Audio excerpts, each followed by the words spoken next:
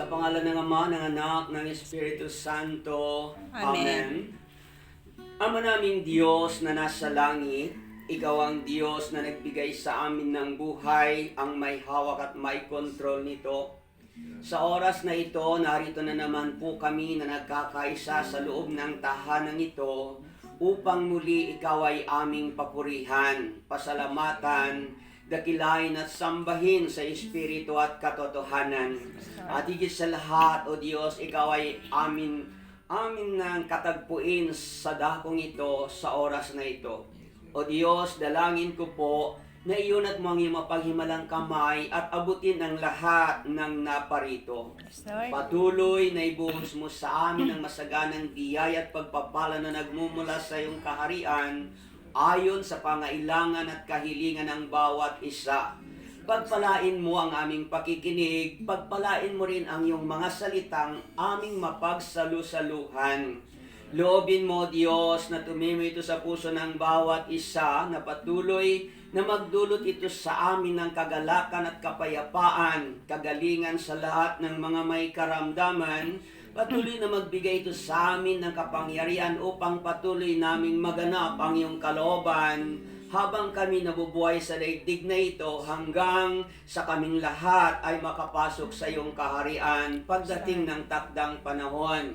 Amen. Kaya Lord, kiniklaim namin ang katagumpayan ng iyong gawain sa hapong ito sa patuloy na paggabay at patnubay ng iyong Espiritong Banal na siyang magtuturo sa amin sa hapong ito. Kiniklaim namin ito sa pangalan ni Jesus. Amen. Sa ngalan ng Ama, Anak, Espiritu Santo.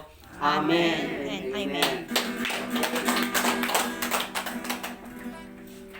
So mga kapatid, tayo patuloy na nakatayo bilang paggalang sa Ebanghelyo ng ating Panginoong Kristo ayon kay San Marcos, Kabanata 1, talata 40 hanggang 45. Mark chapter 1, verse 40 to 45. Papuri sa iyo, Panginoon. May isang ketonging lumapit kay Jesus, nanikluhod at nagmakaawa. Kung ibig po ninyo'y mapagagaling ninyo ako, nahabag si Jesus at hinipo siya, sabay ang wika, ibig ko gumaling ka. Noon di nawala ang ketong at gumaling ang tao. Pinaalis siya agad ni Jesus matapos ang ganitong mahigpit na bilin. Huwag mong sasabihin ito kanino man. Sa halip ay pasuri ka sa saserdote, pagkatapos maghandog ka ayon sa iniutos ni Moises, upang patunayan sa mga tao na ikaw ay magaling na. Ngunit umalis siya at bagkus ipinamalita ang nangyari, ano pat hindi na hayagang makapasok ng bayan si Jesus, naroon na lamang siya sa labas sa mga ilang na puo at dooy pinagsasadya ng mga tao buhat sa iba't ibang dako. Mga kapatid, ang mabuting balita ng ating kaligtasan. Pinupuri ka namin, Panginoong Hesus Kristo. Okay, bigay natin yung best na kata bilang araw natin sa Diyos na nagkaya. Yan, sige po, pwede na kayong makaupo sa presensya ng ating Diyos na buhay. Relax ang inyong mga sarili sa pagkakaupo at pakiusap. Huwag po kayong matutulog, ha? Amen. Amen. Yan. Pangalawa na aking pong kahilingan sa inyo, habang tayo po ay nakikinig, iwasan muna natin ang magkwentuhan. Para po yung salita ng Diyos na ating pong pakikinggan at pagninilayan ay atin itong maintindihan, maunawaan. Amen. Amen? Amen. Okay, so sa hapong ito mga kapatid, ang Ebanghelyo ng ating Panginoong Kristo, ang pamagat po na inilagay ko po dito ay pinamagatan ko po siyang Jesus, the best physician. Amen. Si Jesus ang the best na doktor. Naniniwala po kayo? Amen. Okay, kung pansinin niyo yung gospel, sunod-sunod po yan na gospel, di ba? Na ang ebanghelyo ng ating Panginoon, kung mapansin niyo mula nung ilang linggo na ngayon, no? Sunod-sunod po yan na tumutukoy po ito sa pagpapagaling sa mga may sakit at pagpapalayas ng mga demonyo. Tama po ba? Amen. Ngayon, dito sa ating pong tinunghayan, kung mapapansin niyo po, ay tumutukoy naman ito doon sa isang taong may ketong. Iba na pumasok sa templo at pagkatapos hiniling sa Panginoon na siya'y pagalingin. So kapag pinag-usapan natin ang sakit na ketong, sa mga Hudyo po, ayon sa banal na kasulatan na aking nabasa, sa mga Hudyo po, ang sakit na ketong, ito po ay nagsisimula sa balat. Kapag ang mga Hudyo ay nagkakaroon na sila ng puting doon sa balat nila ay namumuti, ang ginagawa po nila ay pumupunta sila sa saserdote, nagpapasuri. Kung ating i-compare sa ating buhay, sa ating mga Kristiyano, kapag tayo ay may sakit, saan tayo nagpapasuri? Doktor. Sa doktor, tama po ba? Amen. Pero sa banal na kasulatan, yung pong mga Hudyo, kapag sila ay may sakit, sa saserdote sila pumupunta. Lalo na kapag sila ay namumuti yung mga balat. Ngayon, ang gagawin naman ng saserdote, di ba? Kapag nakita niya na yung balat ay namumuti, ang gagawin doon sa tao, iko-quarantine siya ng 7 araw. Ibig sabihin, ikukulong sa loob ng 7 araw. Katulad ng nangyayari sa kapanahonan natin ngayon, di ba nauso ngayon yung 7 days quarantine, 1 week, tama po ba? O kaya tinatawag na 2 weeks. Depende kasi yan, no? So ngayon, ibig sabihin pala yung quarantine na ginagamit ngayon, ay hindi lang ngayon, noon pa man pala sa Biblia, meron na pala yan. Amen. Amen? Kasi po, diyan sa mga Hudyo, kapag sila po ay magpasuri sa mga saserdote, sila ay iko-quarantine sa loob ng 1 linggo. At pagkatapos, after ng 1 week, iti-check siya ulit. Ngayon, kapag po yung balat, yung namumuti, ay naging sugat na siya ngayon. Pag nagsimula ng magsugat-sugat yon, i-declare na po nung saserdote na ang taong ito ay meron ng COVID. Ay, hindi pala. Ay meron ng ketong. Amen. Amen? Okay, kapag dineclare na yon ng saserdote na mayroong ketong, ang gagawin po doon sa taong may ketong, mga kapatid, ay i-isolate na siya. Isolate. Ibig sabihin, ikukulong na. Amen. Saan ikukulong? Sa malayo. bundok. Ibig sabihin, doon po sa kuweba. Malayo na po ito sa bayan kasi ayon sa kanilang mga batas, ang isang taong may ketong mas higit pa o mas matindi pa kaysa may coronavirus. Bakit? Kasi nga, kapag ikaw ay may COVID, di ba? Ang gagawin lang, ikaw ay ilalagay sa hospital. Tama po ba? Amen. O kaya ikukulong ka sa hotel hanggang sa ikaw ay gumaling. Amen. Tama po ba? Sa mga ketong, hindi po ganon. Bakit? Kasi sa mga ketong, mga kapay sa mananampalataya, kapag nag-declare na yung saserdote na may ketong ang isang tao, ang gagawin ay magbabalot na siya ng balabal. Sa atin, ang ginagamit natin, face mask. Amen? Sa kanila, balabal. Hindi mo na makikita yung mukha, buo. Ngayon, hindi na siya pwedeng lumapit sa tao. No? Ngayon, kapag nakakita siya ng tao, sumisigaw siya. Sasabihin niya doon, yung palapit na tao, sumisigaw siya, sabihin na, ako'y may ketong, may ketong, may ketong. Sa atin, hindi natin masabing gano'n na kapag may COVID ka, di ba? At lalapit sa iyo, hindi mo pero sabi, may COVID, hindi di ba? Sa kanila, di ba, sumisigaw sila. Amen. At ito pa, narinig ko, sa kanila pala mga kapatid, ang isang taong may ketong, kailangan dumistansya siya sa isang tao sa mga 50 feet. Physical distance. Sa atin, sa COVID, 1 1 feet lang, ay 1 meter 1 lang. meter. Amen? 1 meter to 2 meter lang. Samantala pala sa mga may ketong, kailangan ang distansya kalayo sa tao ay 50 feet. 5 meters. Amen? Amen. So ngayon, ito ang nakakalungkot. kapag sa kanila may ketong, malalayo sila sa pamilya. Bakit? Hindi na sila pwedeng makihalubilo sa mga tao. Hindi na sila pwedeng mamalengke. Hindi na sila pwedeng makisama sa mga tao sa bayan. So ngayon, ilalagay sila doon, ikukulong sila doon sa kuweba na ang mga taong kasama nila puro may ketong. At ang napakasakit, mga kapatid, sa pananampalataya, ayon sa banal na kasulatan, ang sakit pala na ketong, wala hong Gamot. gamot. Sa English, incurable. Tama po yun? Amen. Hindi siya nagagamot. Hindi katulad sa COVID-19 na may gamot.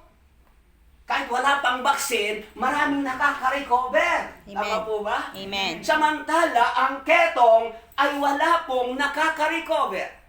Kasi po pala ang ketong ay sa banal na kasulatan, ito ho ay bunga ng kasalanan ng tao. Mga kapatid, yan pala ay galing niya sa tawag na sumpa ng Diyos sa mga taong makasalanan. So matindi. So ibig sabihin, kapag ito ay mula sa sumpa ng Diyos, ibig sabihin walang gamot talaga. Parang AIDS. Amen? So nakakatakot yung may sakit na ketong. Kaya nga, kung iisipin natin, ngayon, kinatatakutan ng sakit na COVID. Pero hindi alam ng marami, meron pa palang sakit na mas nakakatakot noong unang panahon. Ito po ay ang sakit na ketong. Amen. Amen? Ngayon, kung pansinin natin, ayon sa batas ni Moises, ang isang may ketong, hindi na siya pwedeng lumapit sa tao. Amen?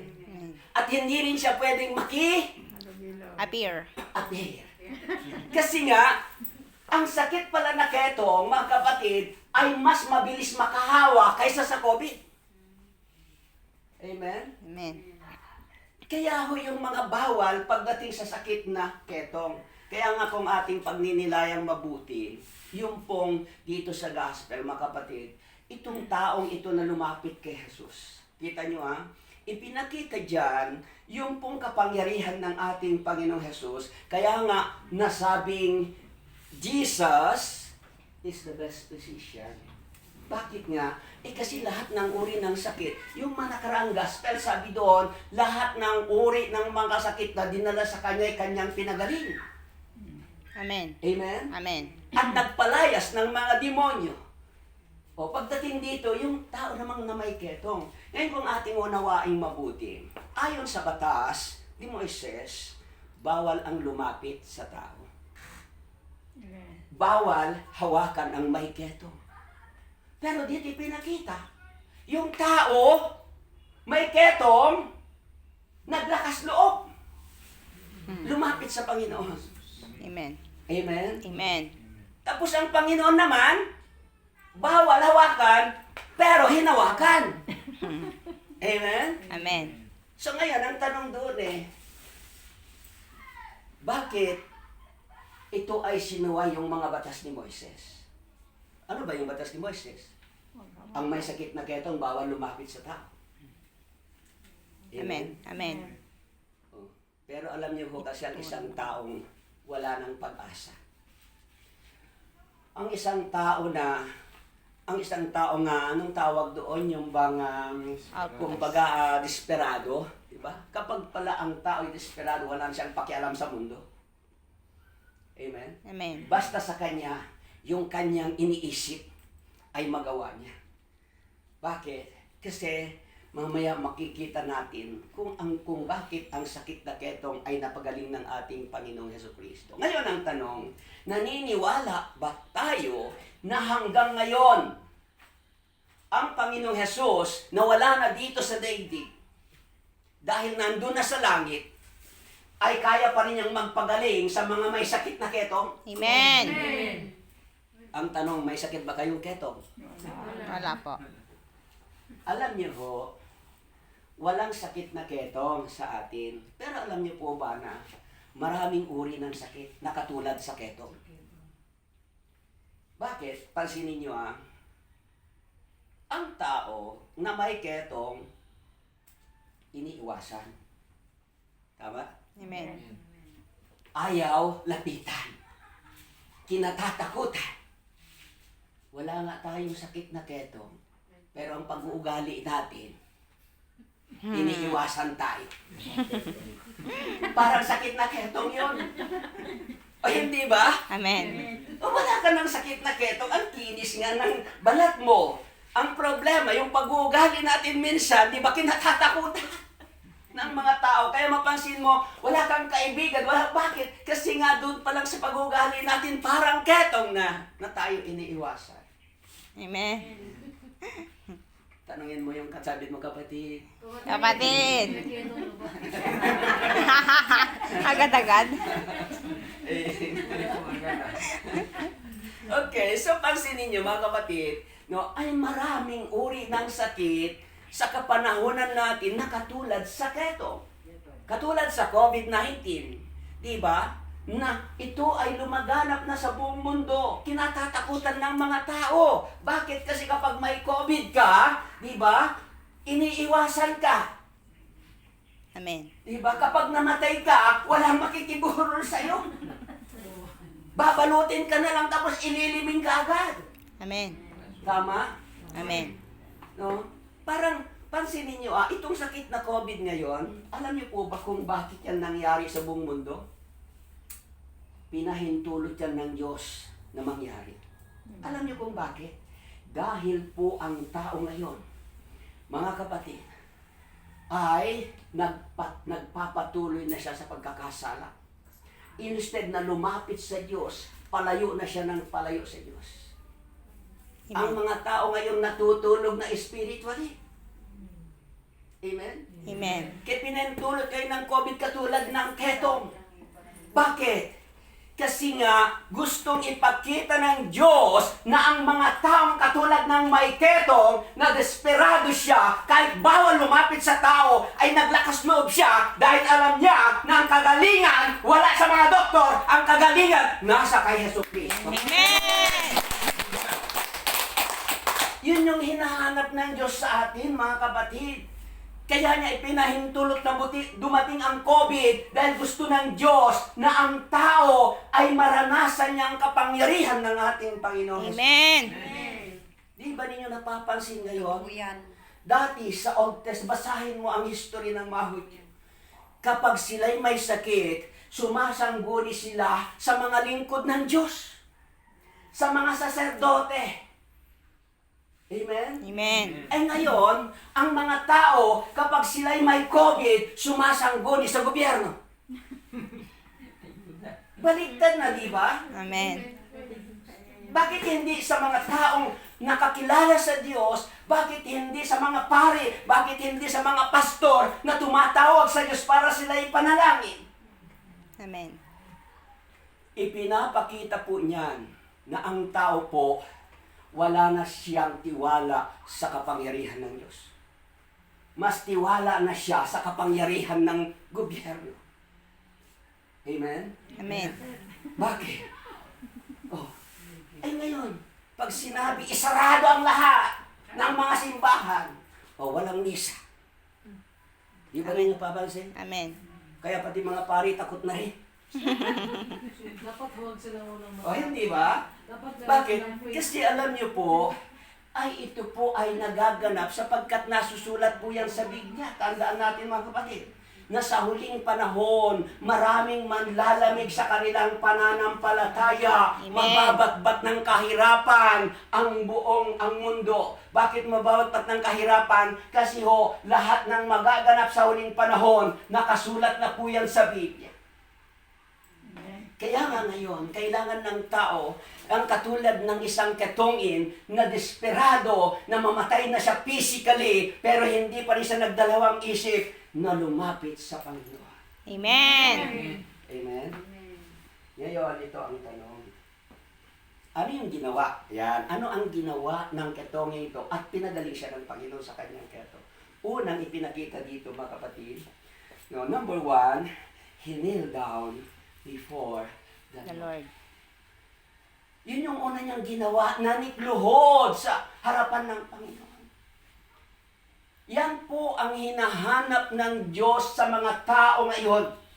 Yung manikluhod sa harapan ng Lord. Bakit? Ang sabi ni Brother Mike, hindi natin kailangan ang lockdown. Ang kailangan natin ay kneel down. Amen. Amen? Lumuhod. Bakit? Ang pagluhod, tatandaan natin, mga kapatid, pag ang tao'y lumuhod, nagpapakita yan sign of humility.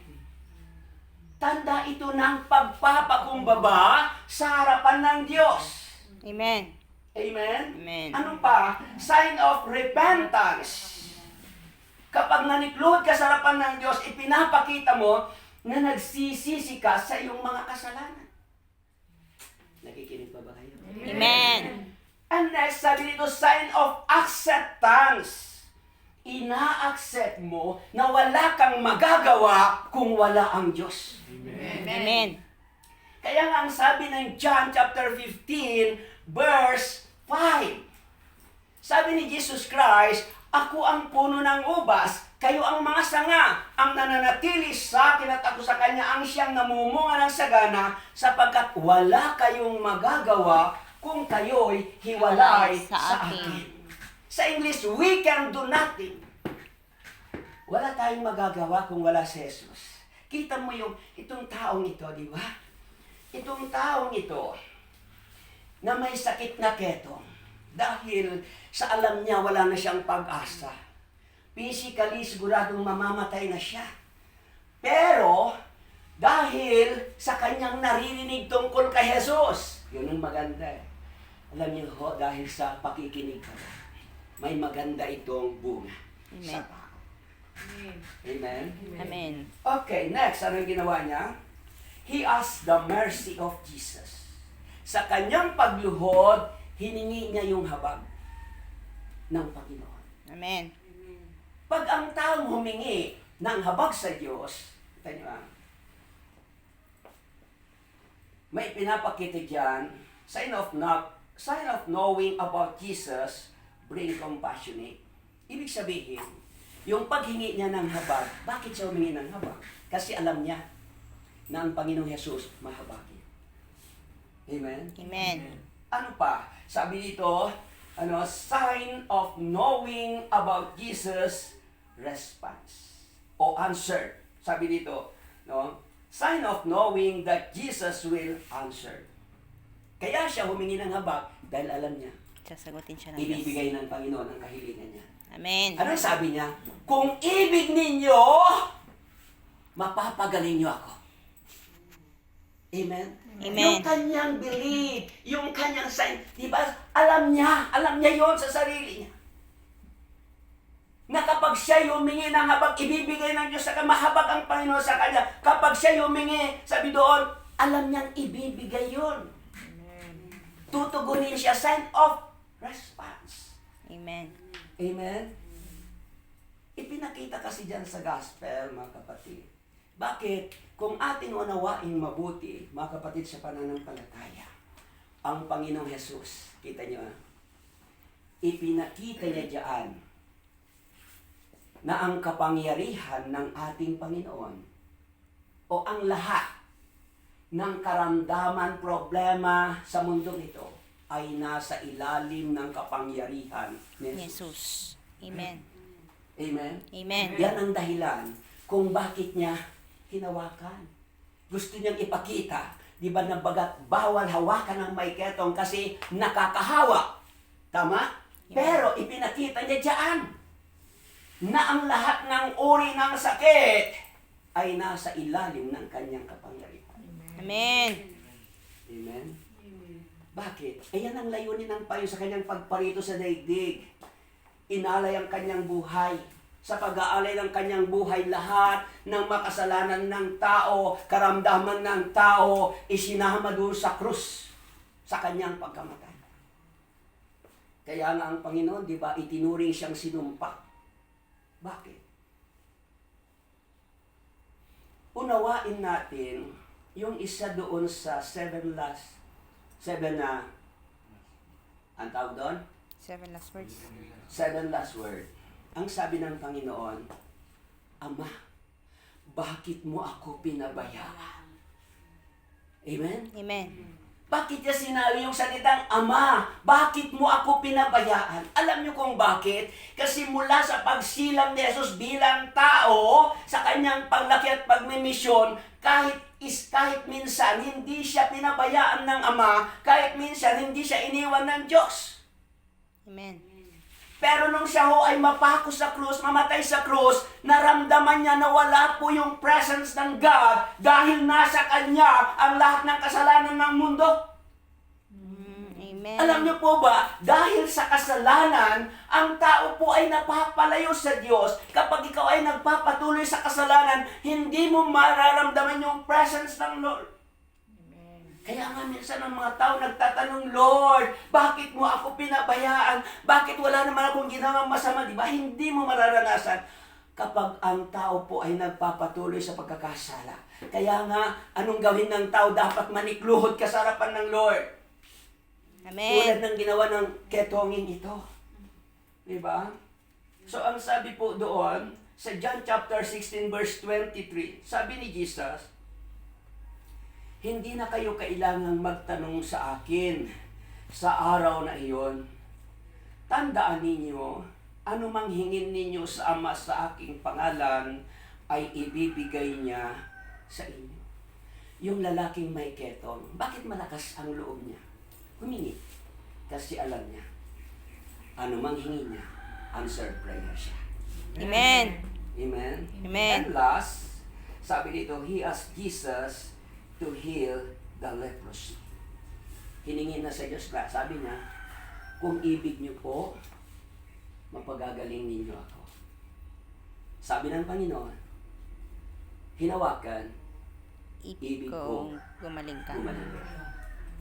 Ibig ng Diyos, ibig ng Panginoong Jesus, na lahat ng may sakit na COVID ay gagaling. Amen. Amen? Amen. Kaya lang may kondisyon. Anong kondisyon? O, di ba? Ang kondisyon, ito yun. Katulad ng ginawa ng Mike Ketong. Amen. No? Para mawala ng mga lockdown sa mundong ito, iba, para mawala na yung mga kinatatakot ng tao, kailangan ng tao ay tularan ang may ketong. Diba? Amen. He asked Jesus to heal the leprosy. Sign of believing, ano ba? Sign of truth, sign of trust, and sign of faith. Kapag ang isang taong humihingi sa Diyos, ibig sabihin, kaya ka humihingi dahil naniniwala ka. Kaya ka humihingi dahil nagtitiwala ka. Amen. Kaya ka humihingi dahil nananalig ka. Amen? Amen. Na kayang gawin ng Diyos ang lahat ng bagay. Matthew 9:29 to 30. Pagpasok ni Jesus sa bahay, lumapit sa kanya ang mga bulag. Tinanong sila ni Jesus, naniniwala ba kayo na magagawa ko ito? Opo, Panginoon, sagot nila. At hinipo niya ang kanilang mga mata at sinabi, mangyari sa inyo ang ayon sa inyong paniniwala. At nakakita sila. So maliwanag, mangyayari sa atin anuman ang ating paniniwala. Amen. Amen? Amen. Alam niyo ho, naalala ko yung patutunong asing kapatid, isang kapatid na may problema sa katawan. Masakit daw itong likod niya. Ngayon, dahil sa sakit na yon, ang dami na siyang gamot, antibiotic na inom, hindi rin gumagaling. Nagpahilot na rin siya, hindi rin gumagaling. Ngayon, pumunta sila sa albularyo. Ang sabi ng albularyo, kailangan mag-atang. Amen? Amen. Naniwala sila. Nag-atang. Pag-atang nila, gumaling. Nawala. So ngayon, ito yung malaking tanong, sino ang nagpagaling? Yung albularyo? Hindi. Ang sabi ko, tandaan niyo ko, nasa Biblia, sinabi ni Jesus, mangyayari sa inyo ang ayon sa inyong paniniwala. Bakit siya gumaling? Kasi naniwala sa sinabi ng albularyo na kapag mag-atang kagagaling ka. Kaya nga nag-atang, nung mag-atang gumaling. Bakit? Kasi naniwala Pero ang totoong nagpagaling, mga kapatid, walang iba kundi yung believe mo mismo, yung paniniwala mo. Kasi ang Diyos, tandaan natin, siya ay nagpapagaling sa pamagitan ng kanyang habag at nagpapagaling ang Diyos depende sa paniniwala ng isang tao. Amen. Amen? Amen. Kaya lang ang problema sa tao ngayon, kulang na ang kanyang tiwala sa Diyos. Bakit ang Diyos kasi hindi natin nakikita? Correct. Nasanay tayo sa may nakikita. Kaya nga minsan tayo, di ba, mahilig tayo doon sa may kailangan meron kong nahawakan para gumaling. Tandaan natin, napakaliwanag ko ang sinabi ni San Pedro. Dahil sa pagkamatay ni Jesus sa krus, dinala niya ang lahat ng ating mga kasalanan, kasamang lahat ng ating mga problema, ng ating kabigatan, ng ating mga karamdaman, upang lubusan na nating iwan ng pagkakasala at mamuhay ng ayon sa kalooban ng Diyos. Kayo'y gumaling dahil sa kanyang mga sugat. Napakaliwanag po yun, mga kapatid. Tayo'y gumaling dahil sa kanyang pagkapako sa krus. Amen. Ang malaking tanong, bakit maraming mga tao na hanggang ngayon ay nasa banig ng karamdaman? Ano ang kulang? Sige, magbigay ng mga idea. Ano ang kulang? Paniniwala. Ah, Paniniwala sa Diyos. Hindi. Okay? Isa yon. Pero doon sa sulat ni San Pedro, ano pa yung ipinakita doon na kulang? Uulitin ko ha. Sinabi ni San Pedro, dahil sa pagkapako ni Kristo sa krus, dinala niya lahat ng ating mga kasalanan, ang ating mga kabigatan at karamdaman, upang tuluyan na nating iwan ang pagkakasala at mamuhay ayon sa kalooban ng Diyos. Kayo'y gumaling dahil sa kanyang mga sugat. Ano ang kulang? Bakit maraming mga may sakit? Kasalanan. Tama. Kasi sabi doon di ba? Iwan. Iwanan mo ang pagkakasala at mamuhay ka ayon sa kalooban ng Diyos at tiyak yun. Lahat ng gawa ng demonyo sa katawan ng tao mawawala. Amen. Bakit ko po sinabi? Ilang beses ko nang nagpapatuto. Magmula po nung ako'y maggumaling sa aking sakit na tuberculosis, 1993, alam niyo yung sakit na yon, umabot ng more or less 12 years, hindi po ako mapagaling ng mga doktor at mga gamot. Tuloy-tuloy po yung aking medisina, 30 pesos a day, more or less 12 years. Continuous po yun, aside po dun sa streptomycin, na 2 times a week, 1 year po yun, na ang isang bote is 15 pesos. Aside po doon sa every 6 months na nagpapa-x-ray ako sa doktor at 7 doktor ang doktor ko. Pero hindi ko ako gumaling. Kailan ako gumaling? Nung makilala ko ang Diyos sa ministry ito. At magsisi sa aking makasalanan, nangako ako, Lord, kapag gagaling ako, maglilingkod ako sa iyo habang buhay. Instant, gumaling yung sakit kong tuberculosis. 1993. Hanggang ngayon. Amen. Hindi na ho bumalik yung sakit kong tuberculosis. 26 years, hindi ko pa nasubukang nagpa-doktor dahil sa sakit. Ibig sabihin, totoo yung sinasabi ng Biblia. Amen. Amen?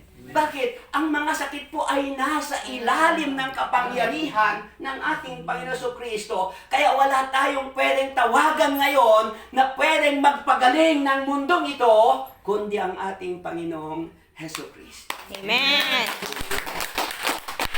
Yan po yung mensahe ngayon, mga kapatid. Sana po, meron tayong naintindihan doon. At pagkatapos, ito ay maitanim sa ating mga puso at isipan. At matulad kayo sa isang may ketong na gumaling dahil sa kanyang paglapit sa Panginoon. Amen. Okay, tayong lahat ay umupo. Hallelujah.